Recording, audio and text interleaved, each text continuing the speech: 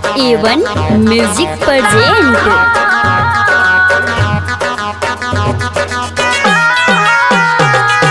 Music by Mohan Yadav.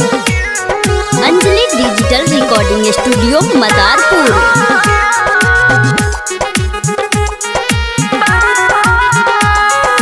पूजवा में करबू कलेट हो, करही में सड़िया के सेट हो। ए सुना, पूजवा में करबू कलेट हो, करही में सड़िया के सेट हो। सब लोग गाइल मूर्ति देखे अखिया खुलता हो।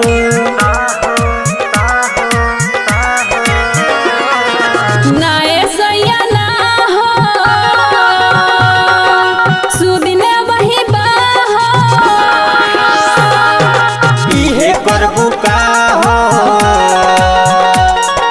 जल्दी चला ना हो।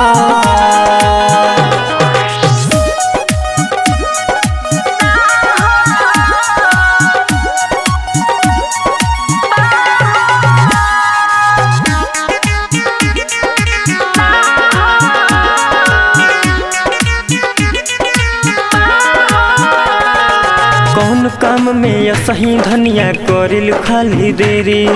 चला जल्दी करे मैया कृपा हथवा फेरी।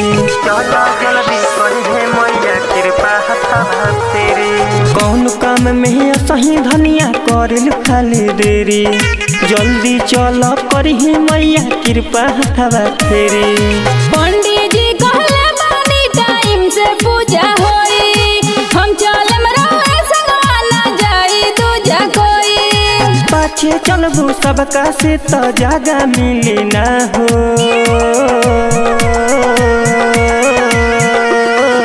नाए सैया ना हो, सुदिन बहिबा हो। इहे करबू का हो, जल्दी चला ना हो।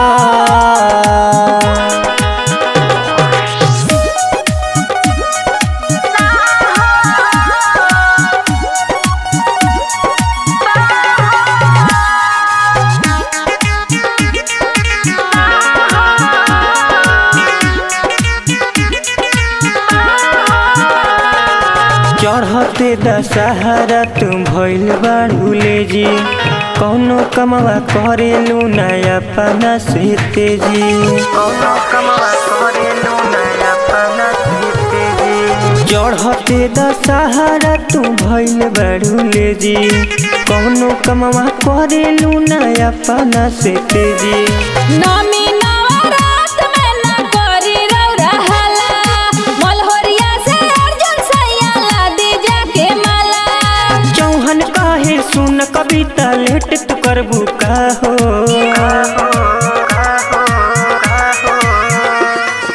नाए सैया ना हो, सुदिन बहिबा हो। इहे करबू का हो, जल्दी चला ना हो। अरे ना मानिम तो चली। Anjali digital recording studio Madarpur.